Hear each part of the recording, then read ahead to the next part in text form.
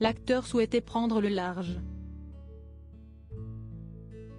En plein succès, Thierry Lhermitte quittait les plateaux de tournage en 1987, et cependant un an, afin de faire un tour du monde sur un voilier avec sa femme, Hélène, et leurs enfants. Invité dans 50 Inside, sur TF1, si en visionnant des images de ce voyage que l'acteur a lâché, ça, si des bons souvenirs. Mon rêve, c'était de partir en famille en bateau pendant au moins un an. Alors que Nikos Aliagas lui a demandé s'il n'avait pas peur que les fans l'oublient, Thierry Lhermitte a expliqué « Non, parce que vivre mon rêve, c'était plus important que la carrière.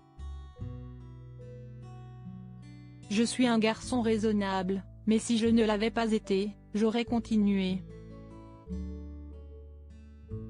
C'était tout ce dont je rêvais. »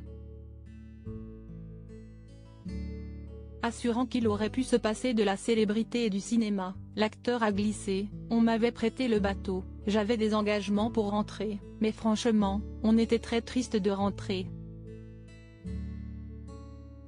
En 2016, l'acteur avait déjà évoqué cet extraordinaire voyage dans l'émission Il n'y a pas qu'une vie dans la vie, sur Europe 1. J'ai eu le sentiment d'avoir les moyens financiers de m'arrêter de travailler pendant un an. Et sur un bateau, on ne dépense pas beaucoup.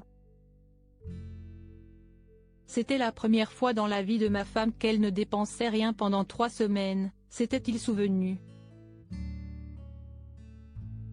Expliquant pourquoi il avait décidé de partir, la star avait lâché « Dès que j'ai eu l'occasion de vivre ce rêve, je l'ai fait. J'ai eu un petit déclencheur qui était la mort du père de ma femme, qui a attendu la retraite pendant toute sa vie et qui a eu un cancer qui l'a emporté au bout d'1 an ou 2 ans de retraite. » Assurant qu'il n'avait pas été pressé de rentrer à Paris, Thierry Lhermitte avait déjà déclaré « On était très triste de rentrer. Si je n'avais pas été raisonnable, j'aurais volé le bateau et je serais parti sans donner de nouvelles. » Thierry Lhermitte est un acteur à succès suite à cette année sabbatique, l'acteur n'a pas manqué de propositions au cinéma. Dès son retour, il a en effet joué dans Promotion Canapé, Ripou contre Ripou, mais aussi, La fête des pères.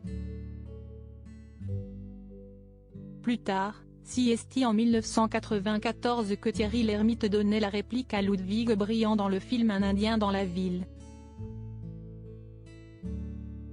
Depuis, l'acteur joue dans plusieurs films par an et sera bientôt à l'affiche de Joyeuse retraite 2. Loading Widget.